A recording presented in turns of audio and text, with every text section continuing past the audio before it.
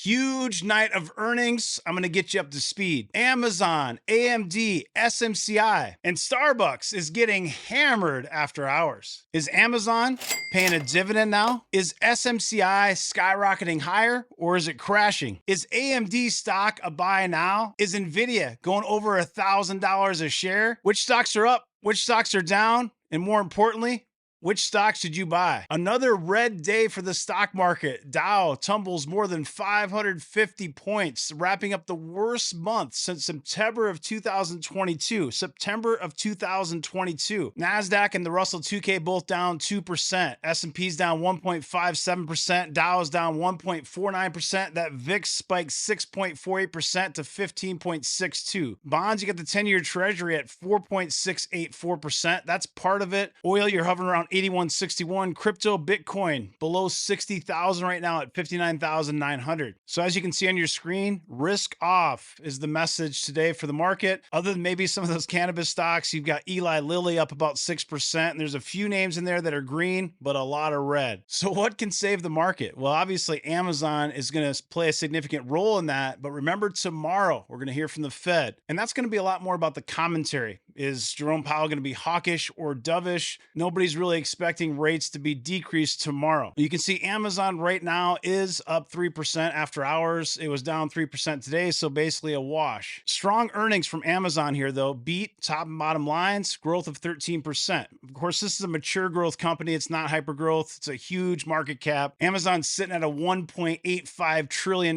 market cap. But you can see a nice beat on the top and bottom lines.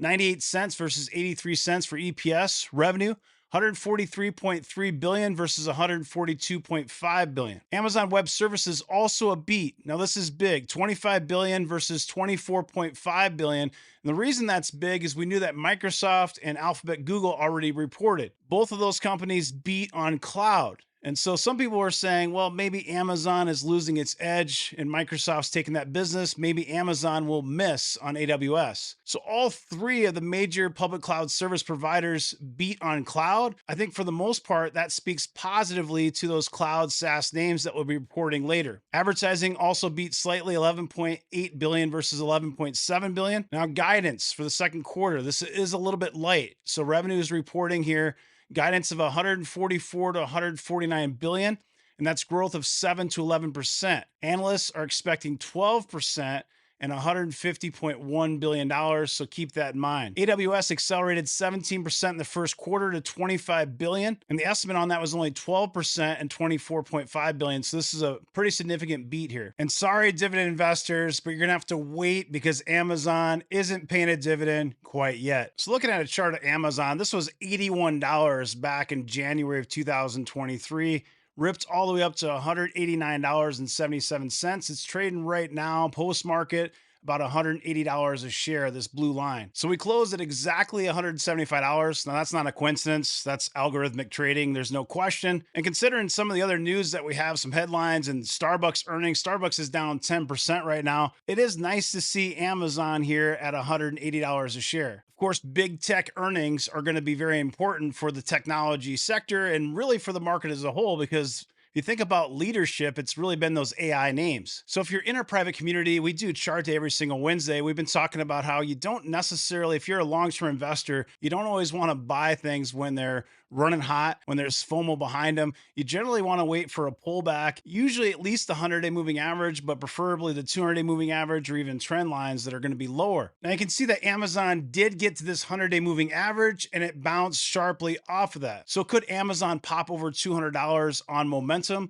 I think there's a decent chance that happens, but of course the macro is going to be really important. What Jerome Powell says tomorrow, we still have more earnings reports and so on. I like this company long-term. It's one of my highest conviction stocks, but I've owned it for many years, so I'm personally not buying it right here. If I were looking to add Amazon, I would have bought it when it was closer to this 100-day moving average. If you're momentum trading, you have to watch it really carefully. Certainly could get up to this 188 R3 and maybe push to 200. Now, I don't own this stock, but I'm telling you, under $75, this is getting really attractive. And it's at $78 in the post market. Starbucks missed on top and bottom lines, missed by 12 cents on EPS, and that revenue missed by 600 million. And if you look at the growth, it's negative 1.8% year over year. Global comparable store sales declined 4%, driven by a 6% decline in comparable transactions, partially offset by a 2% increase in average ticket. Now, at first glance, you would assume this is probably China and Middle East, but North America and US comparable store sales declined 3%, driven by a 7% decline in comparable transactions, and international declined 6%, so that is larger, driven by a 3% decline in both comparable transactions and average ticket. China comparable store sales declined 11%, so there you go, driven by an 8% decline in average ticket and a 4% decline in comparable transactions. The company did open 364 net new stores in Q2, ending the period with 38,951 stores. 52% are company operated, 48% are licensed. So it closed at $88.49. And at that, it was a 23.66p ratio, which isn't cheap by any means. Dividend 2.58%. So we're 11% lower. This is getting closer to 3% dividend. I honestly think if it gets below 75, I might nibble some myself. I'll be watching this closely. So looking at a chart, this is getting pretty bad because we had this kind of washed out below the moving averages, below pretty much everything. And we're in no man's land down here at $78 in the post market. And I'm not saying that Starbucks has to go this low or anything, but going back to May and June of 2022, this stock got down $68 to $70. And then in November of 2022 is around $82, but it's broken that. So the next thing that we've seen is down here. So would I buy Starbucks, maybe $75 or less DCA? I mean, I have to listen to the earnings report, but it seems like it's getting pretty attractive. AMD also just reported. You can see it's down slightly post-market. It's down about 4%. It's at $152. It was a beat on the top and bottom lines. So EPS beat by 1 cent, so pretty close there. Revenue, $5.47 billion. Now that is a beat by 20 million, but only a 2.2% year-over-year growth increase. Record data center segment revenue of 2.3 billion, up 80% year-over-year. So it's safe to say here, data center revenue is saving AMD. We're still working through the cycle when you think of CPUs, personal computers, and so on. And just to prove what I'm saying here, gaming segment revenue down 48% year over year and 33% sequentially. Now, looking at some of the unique KPIs for AMD here on mega charts, you can see computing and graphics revenue. That has a strong decrease from 2021. Of course, during those years in 2020 and 2021, we had the pandemic, and it makes sense. There was a huge pull through people buying computers, especially with the work from home movement. Now, based on the stock action, I think a lot of people would assume that there was massive data center revenue growth from 2022 to 2023. And though you can see that there is some growth here, it might not be as much as you would expect. Now, of course, AMD was a penny stock at one point. In fact, just looking here, March of 2016, $2.73. Now it's trading close to $150 a share. Lisa Su has done a great job turning this business around, and they're following the footsteps of NVIDIA to pivot more into data center. If you guys haven't checked this out yet, I encourage you to do so. You can use coupon code FIREDUPWEALTH. There's a link that's pinned in the comments. This is Mega Charts. I think it adds some great visuals and helps you out as a retail investor to give you an edge. And you can try it right now for just $9 a month using the coupon code. So not a great quarter from AMD, but honestly, this is what I was expecting. When AMD got to $220, I trimmed some of my main, and I told the gang in Discord, I said, it's too expensive. It's overpriced right now. It's overvalued. I'm excited about this company long term. I do have high conviction in AMD, but it's going to take time for that story to bake out when you think of AI data center revenue.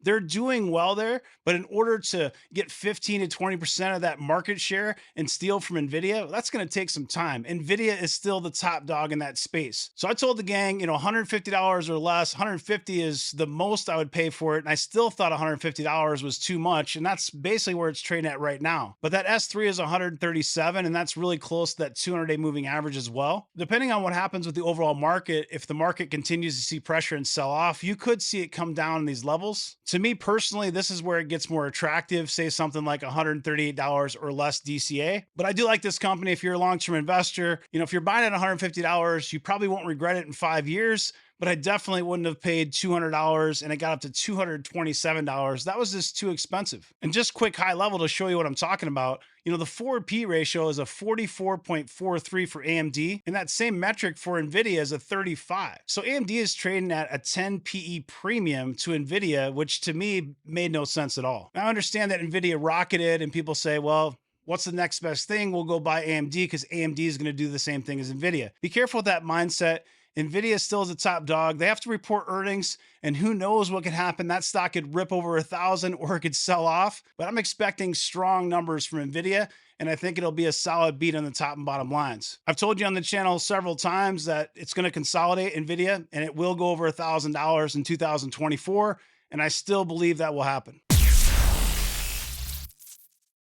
All right, this one has been cooking with gas. Super Microcomputer, ticker SMCI. It is down about 8% at $792 right now in the post market. It did beat on EPS, a strong beat. It beat by $1.08, but it did miss slightly on revenue by $50 million. That's 200% year-over-year growth. Very solid. Now, this is a profitable company. It has pretty low gross profit margin. You're talking about hardware here. A lot of people think that SMCI is a semiconductor company. It's not a semiconductor company. This is going to be mostly hardware focused. So when you think about building new data centers, those racks and the hardware that you need to build out those data centers, that's what SMCI is going to focus on. It is making about $142,000 net income per employee. Now you saw the growth, very solid, 200%. Not a cheap stock. Of course, it's trading at a premium and it's been a market leader. So this forward PE gap is a 45.36. Now where it gets really interesting here is the PEG non-gap forward is a 0.83. The TTM is a 3.26, so it's growing into its valuation rapidly. The one question I would have is, what does this cycle look like? How long does it last? At some point, there's going to be end of the cycle, and the stock is probably going to go higher for now until it doesn't. So looking at a chart, you can see this is just wild. I mean, you could have bought the stock for under $100 a year ago, and it ripped up to $1,200 plus. So this is a huge move. You know, $100 to $1,200. You could have made a lot of money, but it did sell off hard from those highs. It came down here and it tested this 100-day moving average. It popped up from there, and it's only down slightly post-market, about half of that. It's given about half of those gains back from this bounce. Your 200-day moving average is down here at 477. And with the momentum it has, you probably won't see it come down here, but you have to be really careful if you're buying a stock like this. I mean, more than likely, if the market stays bullish, this is going to consolidate and it probably goes back over $1,000 a share. If videos like this are helpful, this is the content I bring to you every single week. Make sure you subscribe, click that bell for notifications. And if you want to help the channel, you can do so by dropping me a like and drop me a comment. Thanks for watching. Have a great rest of your day. Take care.